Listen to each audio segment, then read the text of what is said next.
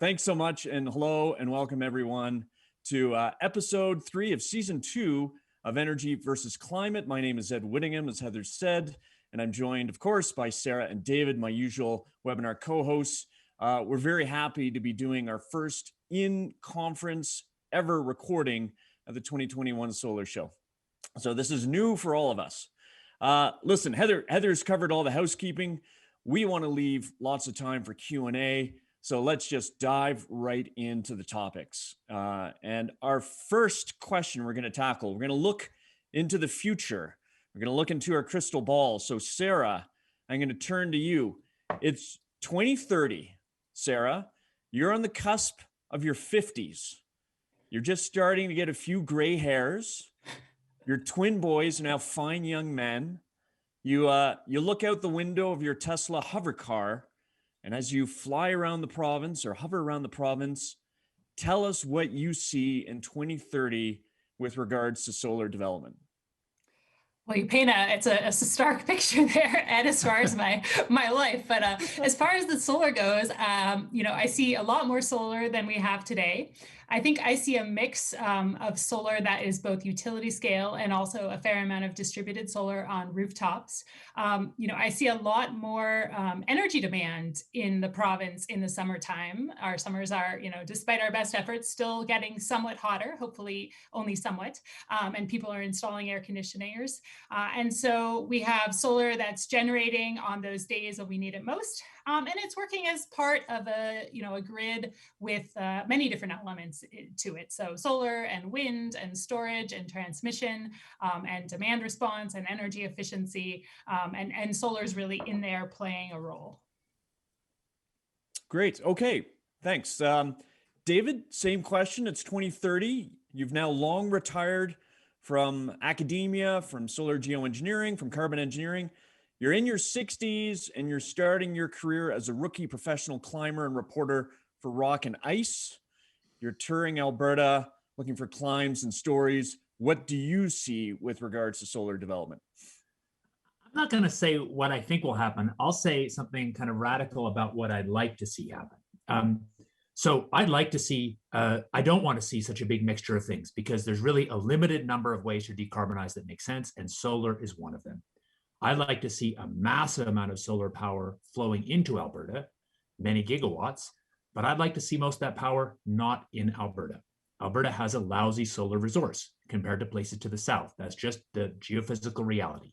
So I'd like to see multiple, hundreds of megawatts to gigawatt scale installations in Arizona or thereabouts with a high voltage DC line bringing power up to Alberta.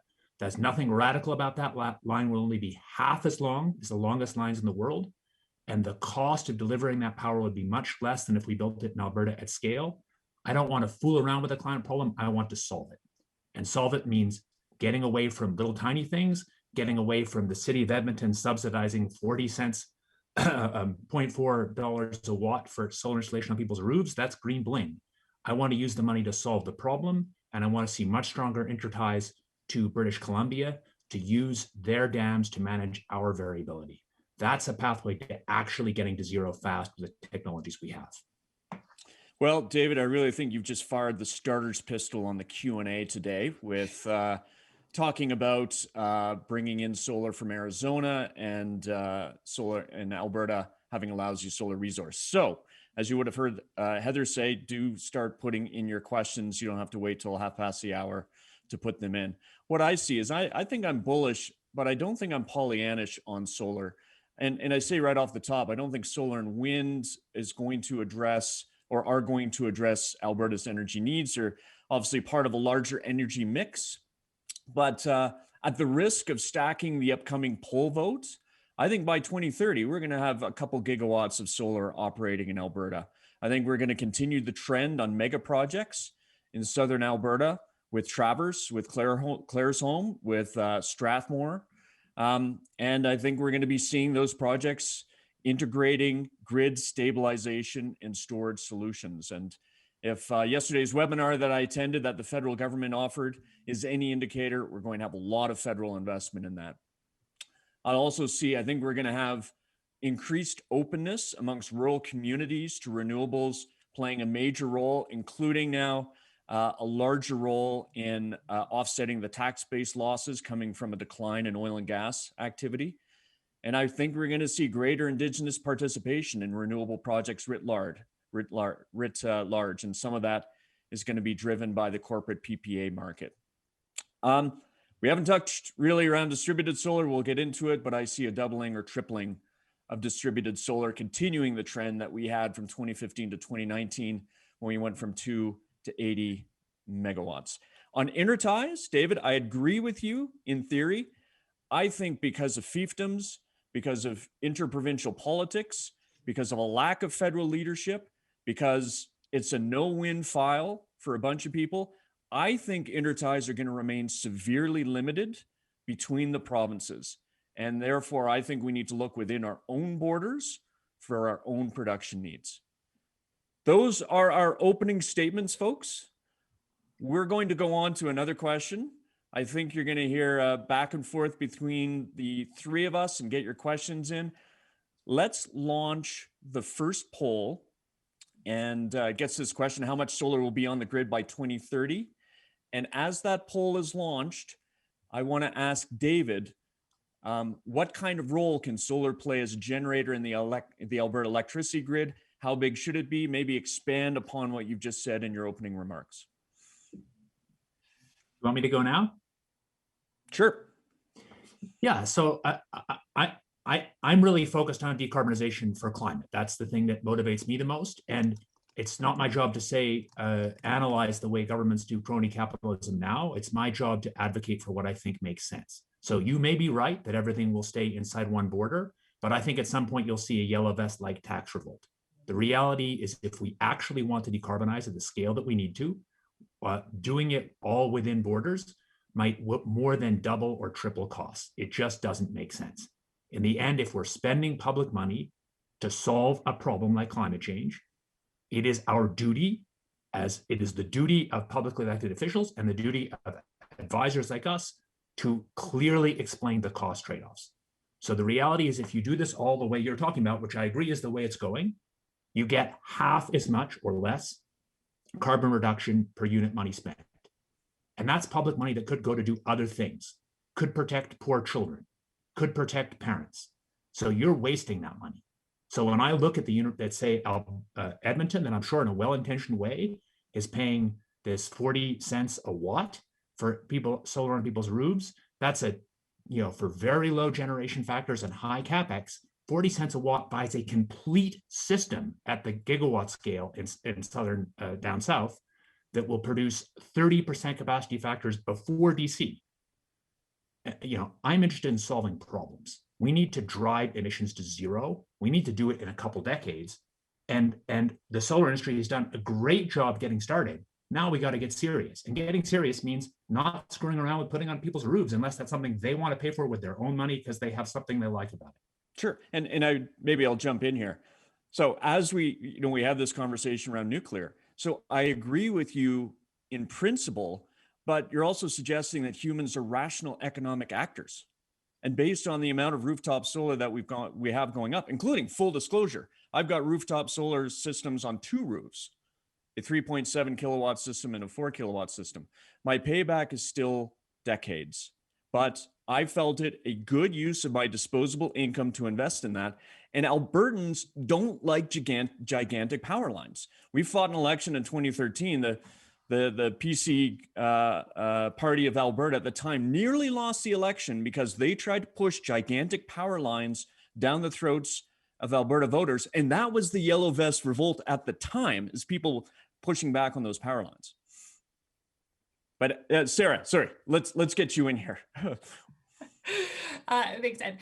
So I like how David started, because I'm also interested in solving problems. And I think that to me, the question is not, should we build more solar in Alberta or should we build out transmission lines? I think we should be doing both, right? And so, sure, if I could sit down with a map of North America and say, I'm going to design, the power system of the future, and I have a couple days to do that with a smart modeler, and then I get to hand it over to someone and make it so, a certain model of the grid would emerge. But we know that we're not going to be able to start building that today. way. I think we should, and I have also advocated for real work to build out our transmission lines. But I also think that there is room for a significant amount of solar expansion in the interim as well. So I think it's sort of not a matter of, is the one better than the other, but we build out a reasonable amount of solar within the province as we're building out the rest. And then similarly on the rooftop, I don't disagree that the approach that's being taken today to kind of really nurture and start the rooftop solar industry in Alberta is one that is kind of a broad strokes approach. Ideally, again, what we would do is do that really detailed distribution level modeling and understand where we can put solar on rooftops that actually saves money, because we can do that. But, in the absence of that, spending a bit of money to get this going, I think is not a bad use of funds. Also for the other things that it brings in terms of both jobs, but actually also really allowing people to have a different relationship with energy and think about energy in a different way, which is hard to quantify. Sure.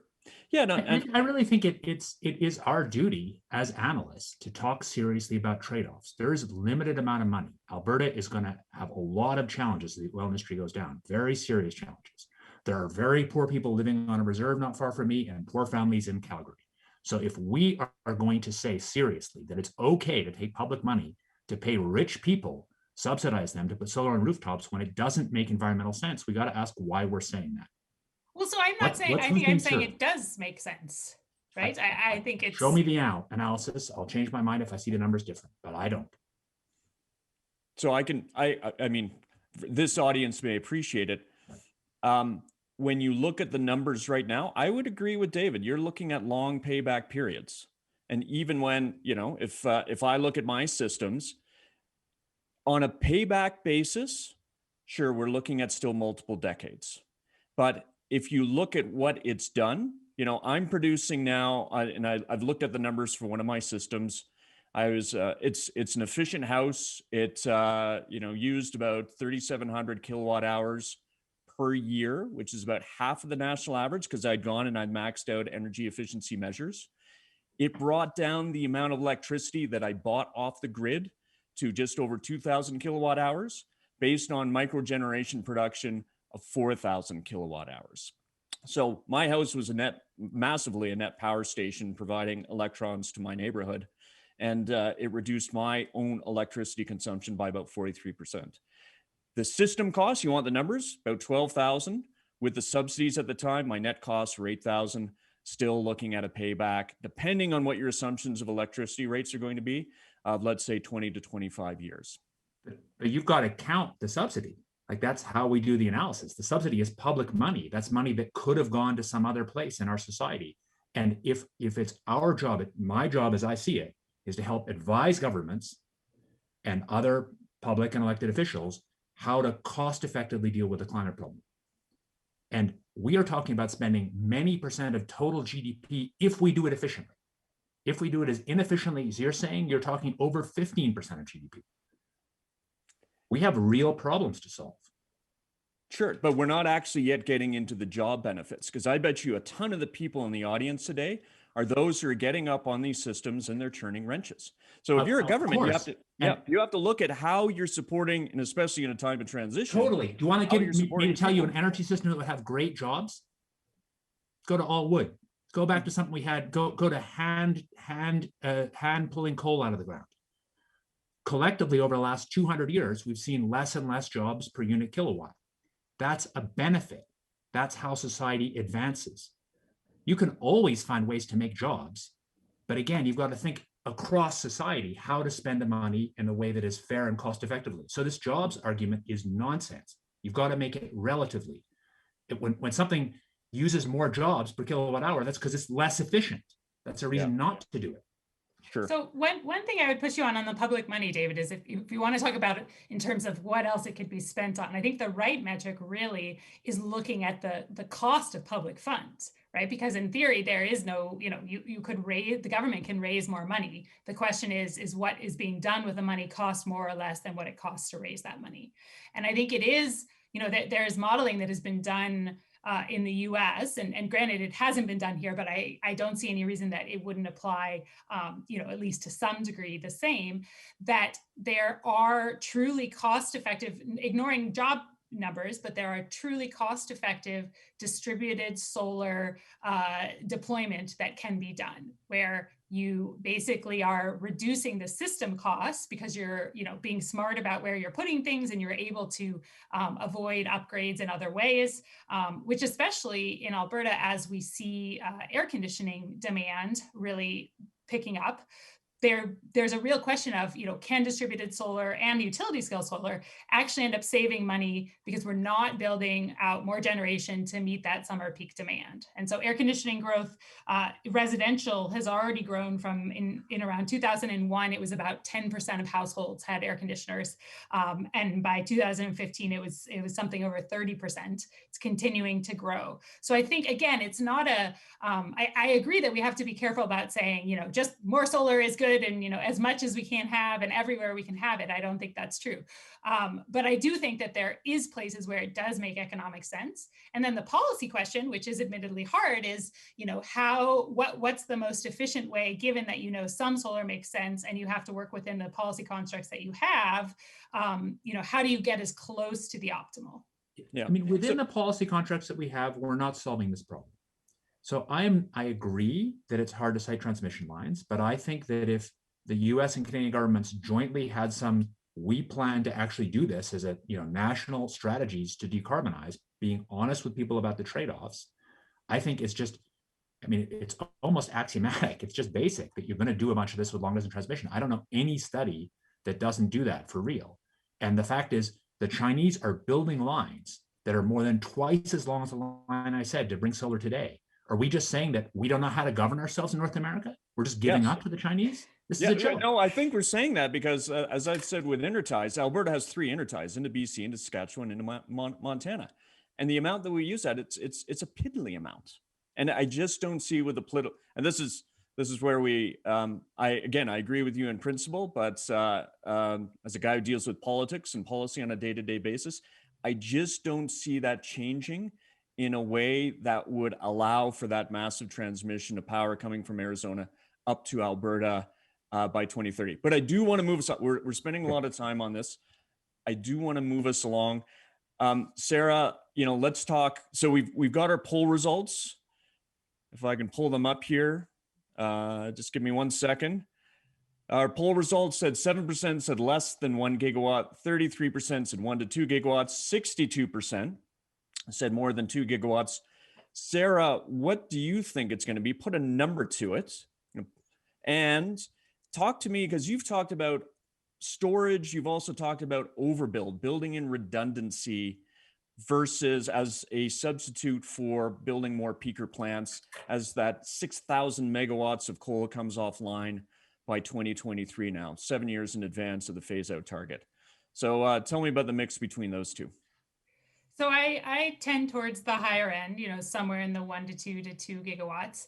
I do think that the sort of economics of solar in Alberta are going to depend a lot on what happens to that summer peak, because what we've seen is, the first solar plant in Alberta is doing quite well. It's making quite a lot of money, Brook Solar, in the summertime, because it's, the first plant that's generating to meet that summer demand. And so you're going to have a little bit of a, race or trade-off as more plants come online that are generating at that time. But of course, also this, increasing trend towards the use of AC, which is really, matches up quite well with that summer demand. Blake Schaefer and Nick Rivers put out a study recently where they looked at how air conditioning demand correlates with temperature growth and sort of forecast out, really increased demand across all of Canada, but Alberta as well, in sort of this behavior where when it gets hot enough, then you buy an air conditioner, and then once you have the air conditioner, you use it. So I think that is going to be, a big piece of the future demand, and I think. That the question of storage or, there's also the potential to pair solar generation with sort of simpler forms of storage, or at least less high tech, if you want. So we think a lot about chemical storage, so batteries, lithium-ion batteries, and that's the first, some of the first storage we have deployed on our grid in Alberta. Pumped hydro is another one that people talk about, but heat storage is a really important one as well. So if we're talking about things like air conditioning demand or hot water heaters, it's not that hard to shift that demand around by a few hours within a day, where you can be pre-cooling spaces so that your demand, you're using more of that power that you're generating during the day, and it goes down as the sun starts to set. You can be, if you have an electric water heater, you can be preheating the water in that water tank in a way that is, as a user, you don't experience anything differently. And that's already being done and really successfully in places in California. So I think that that's also really important, that as we're doing this, we need to be looking at the ways to do so economically. And that's not always with the biggest, flashiest technology, but it does require some changes to allow the system to, people to be able to sell those kind of services into the grid. And I think as the need for them increases, as you get more solar, it's a little bit of again, these two things run in parallel. So until you can really get much benefit from balancing your demand, there's not much reason to do it. But as soon as you start to see those high price hours that come, say, because of a fall off in solar, then there's a lot of motivation for people to try to start companies and offer services around that. And so that's great. I think, unless I missed it, you didn't use two words that I thought you might use: duck curve. And so I guess I kind of hinted at it, right? And that's this you idea. hinted at it, but specifically, so for people listening, what is the duck curve? It's a problem in California. Is it going to be a problem in Alberta? And is that going to limit the amount of solar that we're going to be able to bring on? So I have kind of a love-hate relationship with the duck curve, because I think it's put forward as like this sort of totally unique new thing where like the power system works fine and now we have a challenge that we have to address. And I think it's better to understand the duck curve as, just yet another phenomenon that our amazing grid operators are going to manage as part of managing our system. And so, what it is obviously is that as the sun goes down, the power that's generated by solar goes down, and that can happen relatively quickly. And so you need to be able to ramp up power as the solar comes offline, and so you end up with this sort of shape that looks like the neck of a duck. But what I think you see happening is, it's not. I don't want to like downplay it, but in some ways it's not that hard to manage it. It's coming. You can think about ways to shift power over a couple of hours. You can think about energy storage over a couple of hours. Those are actually much easier problems to solve than things like seasonal storage as well too. So I think it's important on the duck curve to say, this is something that's coming that we have to plan for, but it's not something that's impossible to manage. Okay. The duck curve is economics working. And then I want to challenge you that people somehow don't care, or that people don't do the lowest cost thing for lots of big things in our society. The way airlines work, the way Walmart distributes stuff, there's a lot of things where we do in a brutally economically efficient way. Why are you saying that in the long run, we try and solve the climate problem, we're just going to give up on that? We've been very efficient in lots of ways. We've done energy to date. The oil industry was very efficient in finding cheap ways to do that. You're saying as we decarbonize, we just give up? I don't buy it. I have an answer for you on that. Once people get serious, they're going to want efficiency. They're going to demand it of their leaders. I think in the interim, there is a reason for that, David. And I think it's that the people that stand to win and lose, in particular, the people that stand to lose from addressing climate are going to try to prevent action from being taken, and that will lead to less efficient things happening. So I think that's that's a big piece of it. So if I could jump in on, and maybe this gets to your question of sort of parsing, distributed generation and rooftop solar from big utility scale projects.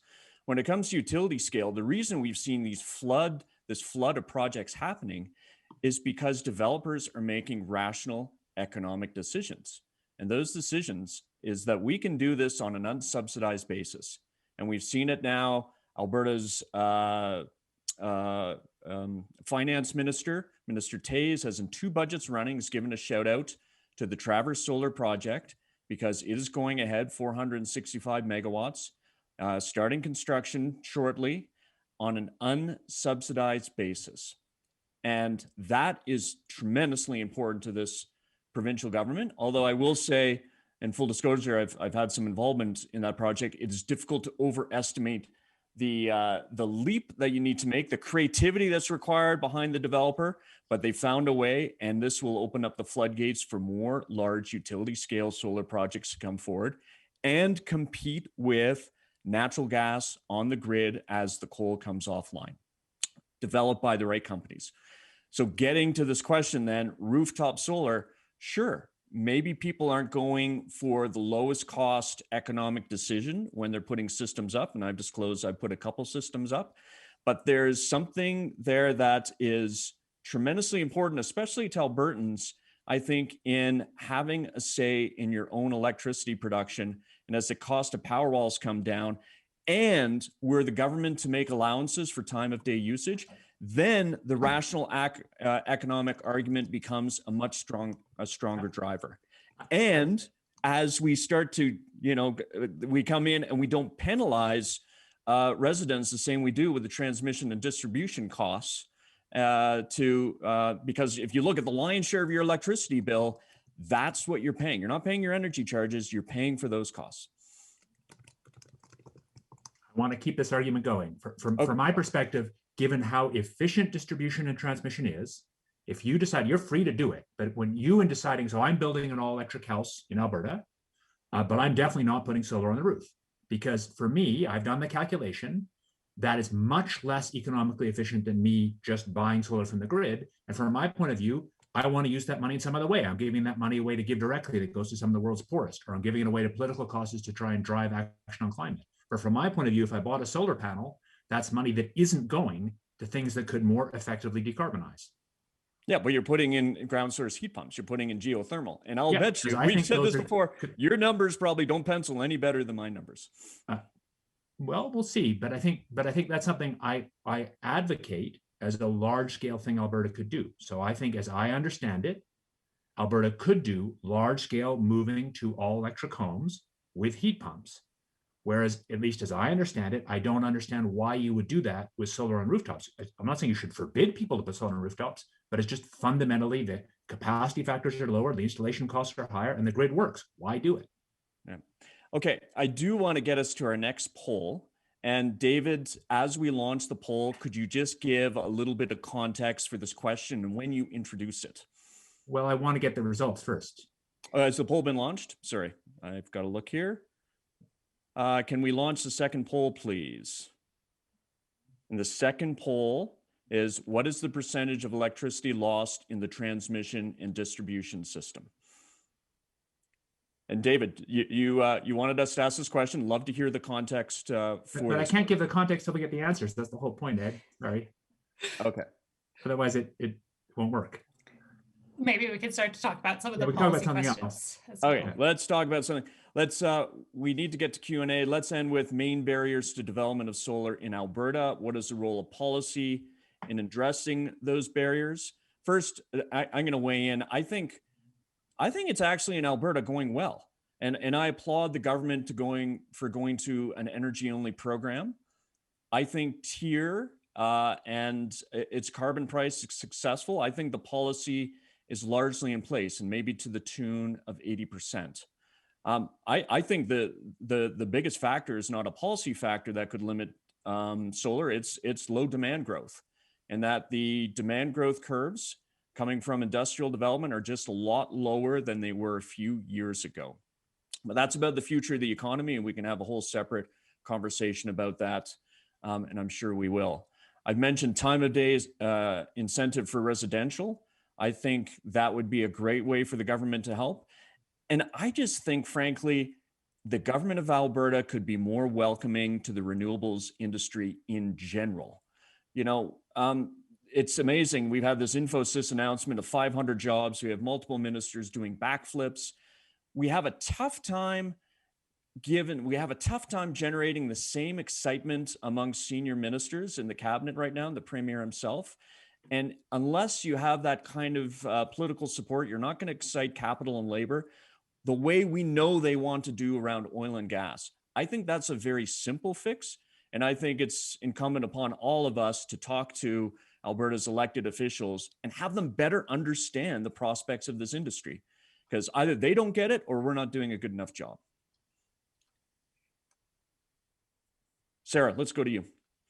Well, I love your last point, and I think, as much as I don't want to bring up Texas for everything else that's been going on there, I think it's a great example of a state that is big in resource development and has really embraced solar.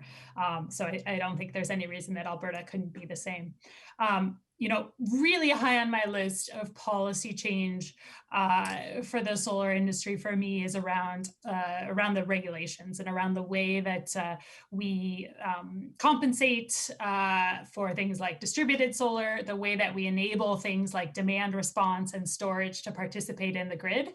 I think that actually the procurement that was done a couple of years ago for utility scale solar in the province was really important because it created that competition. It caused people to kind of check out Alberta and see the opportunity to develop solar here, and the price discovery. So that the fact that the prices were published helped to kind of give some more data points. So I don't think that we necessarily need more on that side, but I would love to see really smarter ways thinking about compensating people for people that put solar on their roof for the actual value it's bringing to the grid. And that gets back to, I think, the discussion we were having earlier, David, where, there can be a value there, but we have to be much smarter about looking at, what is the value based on where exactly within a distribution system it is put, when exactly it's generating as well, too, because there are choices when you're installing solar, as I'm sure many of our listeners know, about, where exactly you put it, at what angle, at what facing, and there are choices that may, depending on the sort of compensation setup that you have, that may give you more money as a homeowner, but actually be less worthwhile to the grid. And that is, a really unfortunate inefficiency that could be taken care of. Similarly, on the distribution side, with thinking about things like demand response, which I think is very important when you want to be integrating more solar. The AUC just finished its kind of review of demand response, and I'm I guess, half optimistic about what came out there. I think that the report acknowledges that this is something that the Alberta electricity system needs to consider more in the future, but it doesn't kind of go as far as actually saying, and here's how we're going to create the rules and really enable demand response to participate more fully. So I think that those things really need to be sorted. If we want to talk about what advice we should be giving to government, it's, your energy system looks different, and the old rules of the game that you have for the electricity system are going to produce some perverse responses when you apply them to these new sets of resources. David, over to you. And now you've got your poll results. Yeah, so the poll, so whether it was the exact way we asked it, I'd say this audience did really well. 63% of you said losses were less than 10%, and so only about whatever 37% said it was more. And I've asked versions of this question. I've actually asked a standardized version to lots of people, undergraduate class at Harvard, energy professionals, and I find it consistently amazing that there's often a significant fraction of people, especially asked as an open question without any leading numbers, who think that grid losses are like a third or more. Actual grid losses in the whole U.S. grid, North American grid, are basically of order 6%. So it's sort of 94% efficient, and that's both transmission and distribution. So it's close to perfect. And that's important when you think, this is obviously on a yearly average, that's important when you think about this question of the relative utility of solar on your home compared to solar somewhere else, that more or less you should think of the grid as being close to perfect. Now that's of course not true everywhere all the time. And I agree with Sarah that there are certainly places where it might be really cost effective quite soon to do some solar on rooftops where there's local, especially local distribution system limits. And it might be that the capital cost you have to spend to upgrade distribution would be less than putting on the solar. If so, that makes sense, no question. And also, I should say on rooftop, I think there's a difference in residential rooftops, which tend to really have high capital costs, also high maintenance costs and poor capacity factors compared to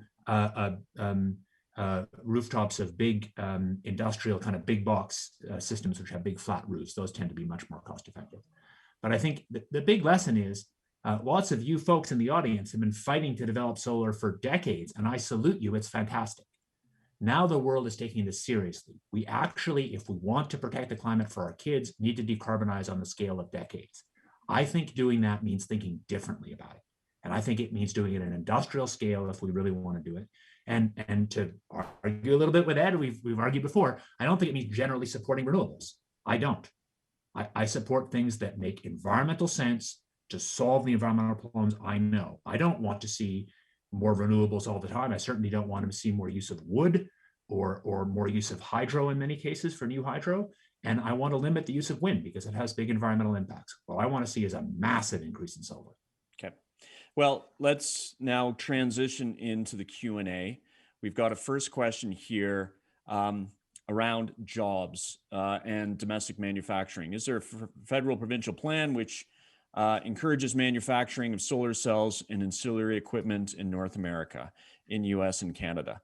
And this actually gets to something that is a major irritant to me, and that is the tariffs that we put on the imports of Chinese panels into Canada. And I'll just speak quickly. Yes, we have a domestic manufacturing industry. It's based in Ontario. You've got basically 3 players. 2 of them are very small, no offense, Helian and Silifab. One, Canadian Solar, is not selling any modules out of its Canadian facility. And essentially, it's a Chinese company that has a base in Canada.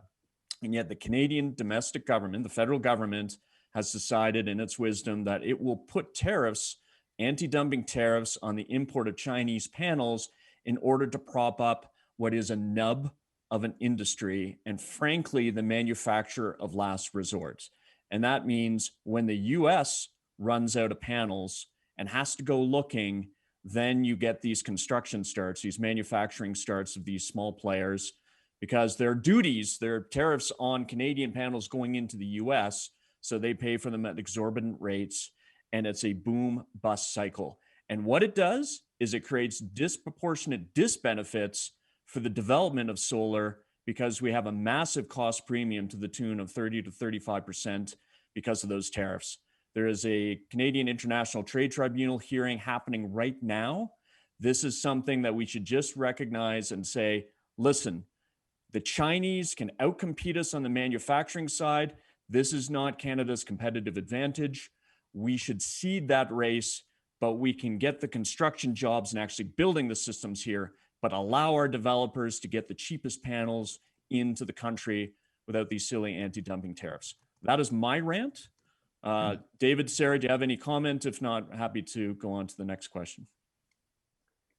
I'm broadly for free trade unless there are very, very clear reasons why the nation can really have a reason to believe it can build a major industry. And I certainly don't see that for solar. The only thing I can see is if there really are arguments that the Chinese companies are doing a bad job in terms of managing toxics, you could have something that said you wanted even treatment of that. But basically, I want the world to be integrated. I want free trade to happen. As do I. Great. Okay, Sarah, we've got a question here.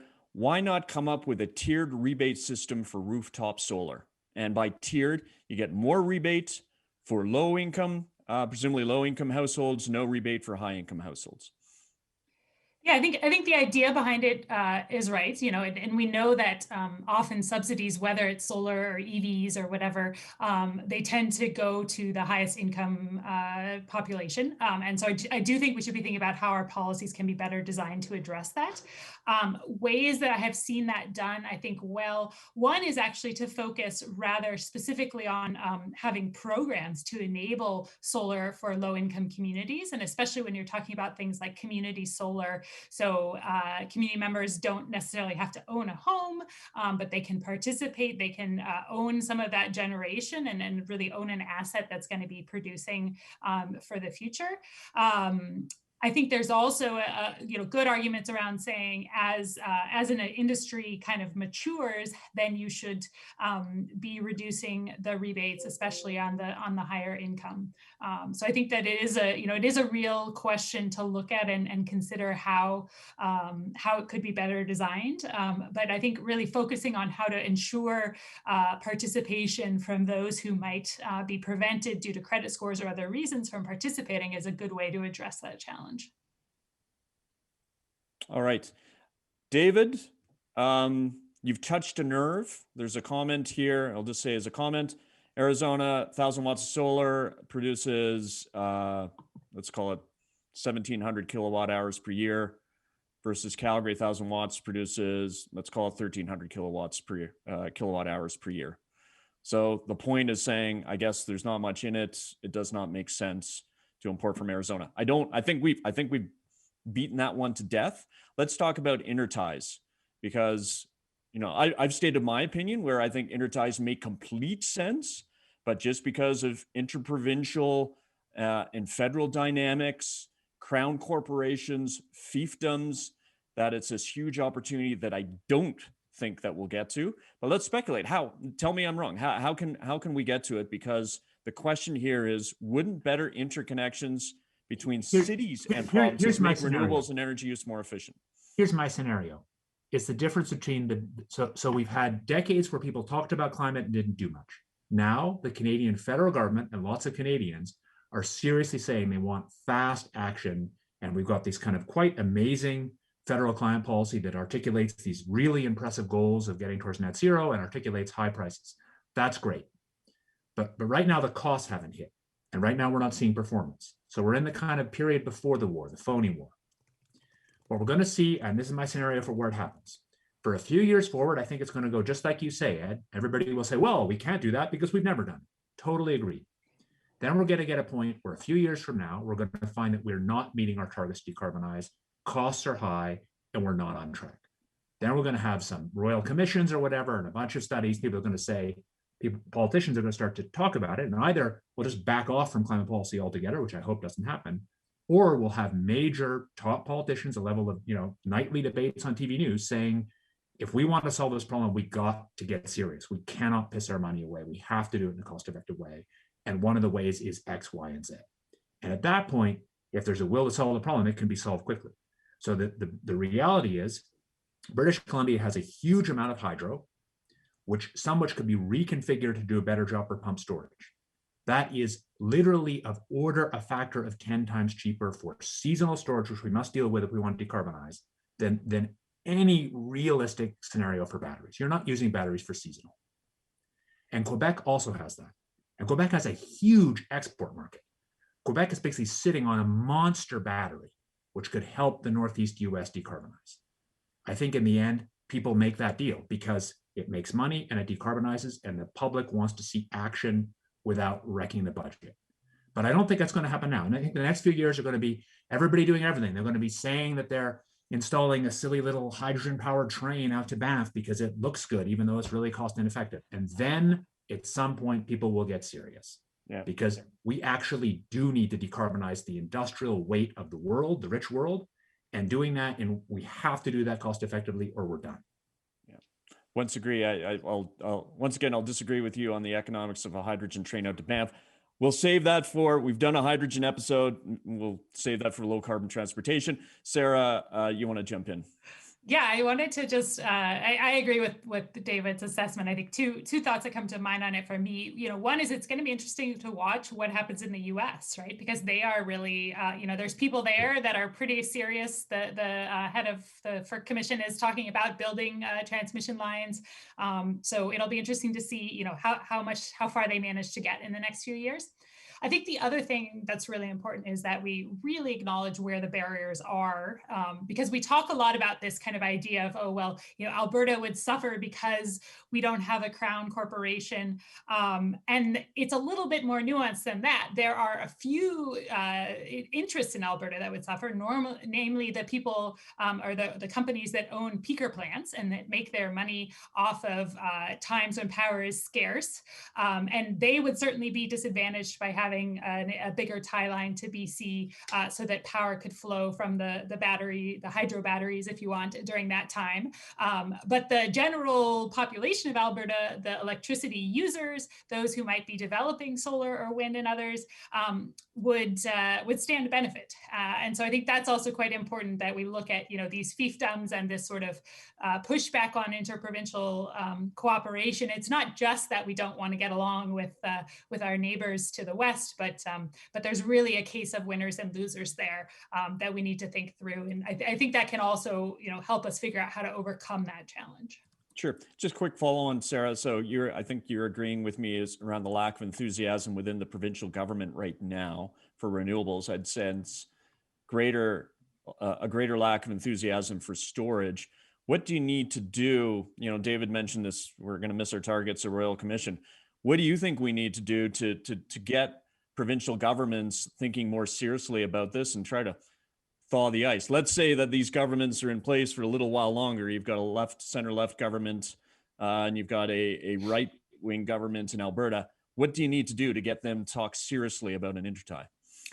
I think one thing is get the regions of Alberta that would be able to develop out their solar and wind resources excited about it and get them kind of speaking up with the government, right? And you've seen that happening again, whether it's Texas, but also many parts of the Midwest and states with Republican governors have really embraced wind and solar because local municipalities see how much revenue that can bring them. And especially now when there's so many challenges that are coming from, failed payments from oil and gas companies for leases, and municipal governments are suffering as a result. To me, that's one of the most straightforward ways to get excitement for that is really how do we build excitement for harvesting this resource that we have, which can benefit quite a few people in these regions that really need that to fund their municipalities. Great. So maybe last question on the intertie question. David, there's a question here. So you've made a passioned and rational argument for Alberta importing power from the US, but then people are saying, how do you mitigate the security risks? And post-COVID, our supply lines sure have gotten a lot smaller. And when we had Peter Terzakian on the show many episodes ago, he talked about ESSG, environment, social, security, and governance as being the future, and particularly around energy. So how do we address the security question? I'm not sure I understand what the security question is. The US has a much bigger military than us, and it has nuclear weapons, so I don't think we're fighting a war. There are serious security questions if you're in Europe and you're talking about large-scale use of solar from North Africa, which is very politically unstable. But I do not understand what the security question is with the U.S. I think. Well, let's be clear. It's the U.S. cutting power off to Canada. Let's say that there's an next Trump, and we get into a spat, and they say we're going to cut it off. Fair enough. So, in my view, is the world is safer if it's more interconnected. My view is if everybody tries to build themselves in behind walls and limit trade, people will both be poorer and they'll be more likely to fight wars. So, I'm just not on this side, and I also just don't really buy that it's a serious risk. And partly because it goes both ways. Remember, it goes both ways up to the fact the U.S. has much more power. So if there's integration, as I said, across, part of it will be Quebec serving as the battery for New England. So in some future world like that, a Canadian prime minister would be able to have Quebec cut off their supply. The reality is, if we get into that kind of level of battle with the U.S., we're going to lose. It's 10 times bigger. They've got the money. They've got the weapons, but I just don't see a scenario that's credible like that. Got you. If we get into that kind of battle, power is probably lesser. I think it's important to say other places in the world, we very much do. So this idea about, I think when you look globally and you ask how easy it is to decarbonize and what's the role for long distance grids, North America is a place where decarbonization, it turns out, is relatively easier than many other places because of some details about the scale and the economic integration. So this long distance transmission can really work here. But in Europe, where the same argument I'm just making would apply, it's much more cost effective for Germany to build a bunch of solar in North Africa. That's a really different question because North Africa is politically unstable in a way the US just isn't. Got you. Okay, I suspect this might be our last question. We are rapidly running out of time here. Sarah, you're a dual citizen. You've worked in multiple jurisdictions. when you look around, like what are the most advanced jurisdictions in Canada and the US, and how are government policies making contribution to solar, and by extension, what can we learn from them and bring back here? Yeah, so what are my favorite best in case examples? I mean, certainly Hawaii is doing a lot. The government put in place a relatively aggressive target around basically saying we're going to decarbonize a lot. Of course, they benefit from the fact that they have to import a lot of their power on ships, and so generating locally helps. California, Vermont, New York. I think what a lot of them really have in common is that clear direction from the top, right? So if somebody says this is what we're going to do, then the grid operators can figure it out. So I think that's a really big lesson for us here in Canada, is that you really just need to set that ambition, and then we can make it happen. Okay, David, looking at your interjurisdictional perspective and experience, where do you think we should look to? I think inevitably we should look a lot to the US. They are going to be very interconnected. I think the reality is really serious climate policy to meet these kind of decarbonize the grid by the mid 2030s goals are really quite hard. I think they're doable, but I think they're definitely going to be connected. So basically, if the US is really moving forward to do it, it's much easier for Canada to do it. And I think we want to look to connections. I mean, this business about using Alberta, using both BC and basically using Canadian hydro as part of the way that the whole North American grid decarbonizes, because again, I'm teasing you, Ed, I love you, but power walls are not remotely close to a pathway to actually decarbonizing the seasonal problem. There's not much sun in places like Alberta in the middle of the winter, and pumped hydro in the near term. There may be other things in the long term, but pumped hydro is a way that really has a pathway, and has a pathway in the next decade at the multi-gigawatt scale. And I think that's a way that integration can really happen. And frankly, the Canadians can make some money from that resource they have. Sure. And let me say, I want the integration to happen. I want interties to happen. I think we have tremendous hydro assets. We're going to have to develop new hydro as we electrify mobility and heat in the province. We're just going to need more electricity. And what we don't need, though, I think, is site sea level environmental and cultural catastrophes. It's my personal opinion. And I want to reverse my cynicism, and I'm looking for that leadership to break down those fiefdoms so we create those interties. And ultimately, yes, we're ending on a happy, joy note, that we create those interties. And hey, if someone wants to lead the charge, I'm in. And I think you'd have the two of us in as well. Awesome. So, all right, I'm getting the hook. We're getting the gong show gong. Thank you so much. I'll save the usual pleasantries for another show. Over to you, Heather. We've had a great time.